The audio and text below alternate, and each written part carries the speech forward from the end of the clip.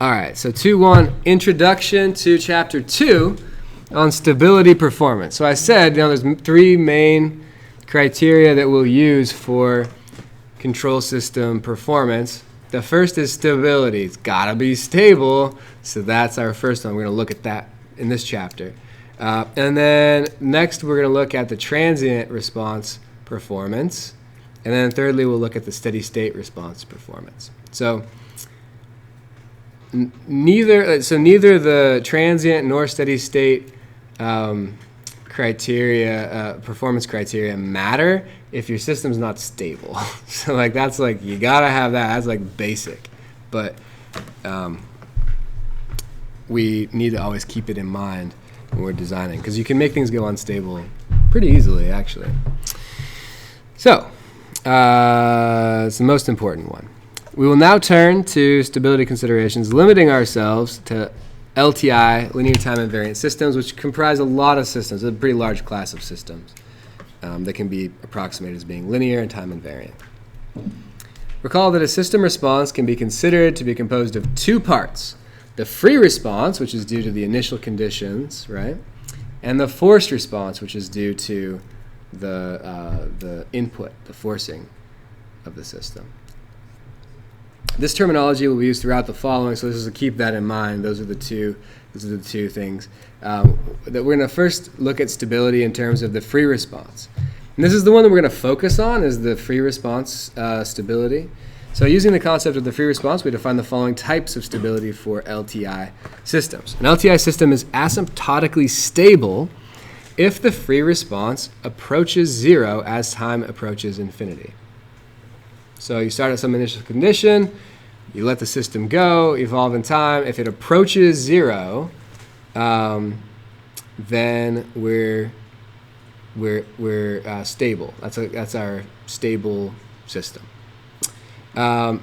Second type of stability we'll define is an LTI system is unstable if the free response grows without bound as time approaches infinity. So that's the blow-up situation where your solution would have an increasing, a positive exponential. So that would be unstable. And then finally, there's a marginal stability case. It's marginally stable if the free response neither decays nor grows, but remains constant or oscillates as time approaches infinity. So that's the case of having, say, an oscillator where if you have, say, a spring mass, no damper system, and you just let it go, it'll just oscillate back and forth forever. That would be marginally stable. Neither grows nor decays in amplitude. So, stability defined by the forced response.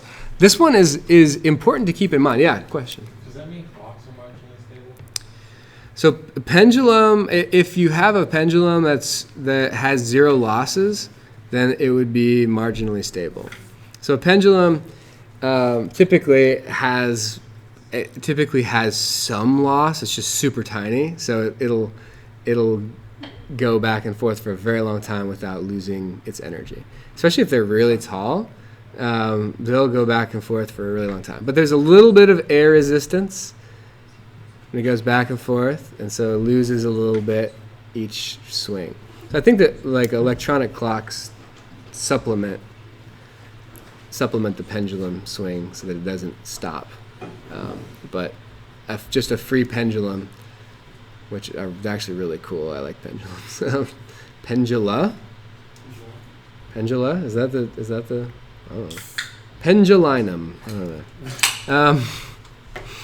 Whatever plural for pendulum is.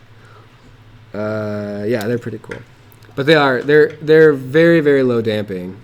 So they tend to oscillate for a long time and not stop. So I'm trying to think of an example. So a clock, because the clock is stable, but I guess the mechanics of the clock would be marginally stable. Yeah. So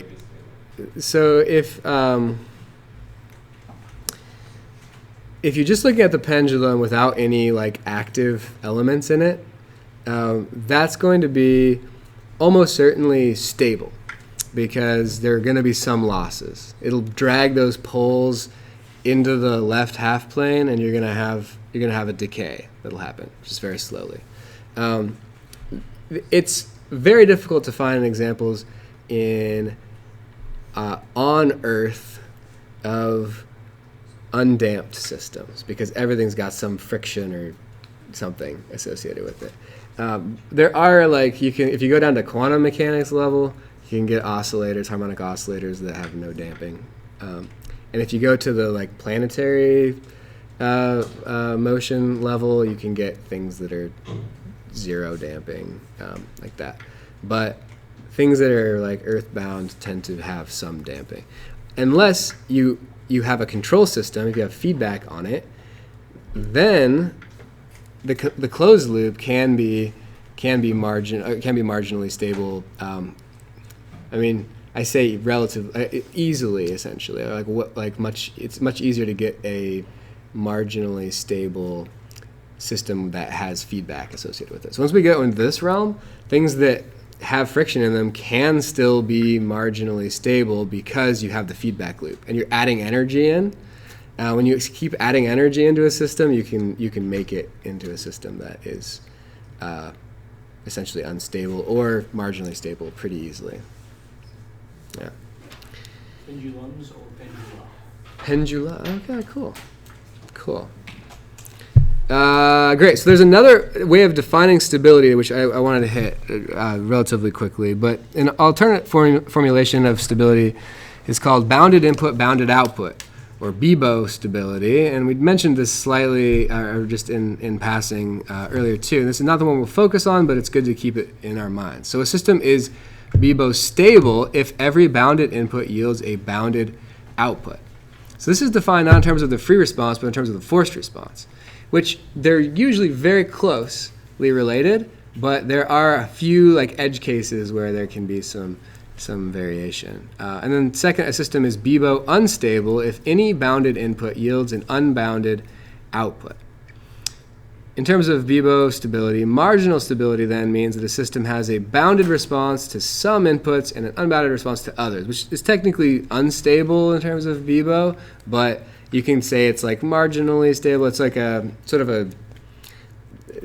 it's not a rigorous definition of, it is still included in the unstable definition, because if any input yields an unbounded output, it's Bibo unstable. So for instance, a second order undamped system, which we were just talking about, to a sinusoidal input at the natural frequency is unbounded, whereas every other input yields a bounded output. So if you put in a sinusoid at the natural frequency, or if you put in any input that has a component at that input continuously, or at that frequency continuously, then you will continue to feed energy into the system at that resonance, and it will continue to increase in amplitude, unbounded. So that's where you start to see there's some subtleties with Bibo stability that are kind of interesting, kind of cool. We aren't going to explore them, but it's good to keep that in mind. Yeah. All right, so that's all I have for that. Any questions on the definition, focusing on these definitions of stability? We're going to make it more specific in the next lecture.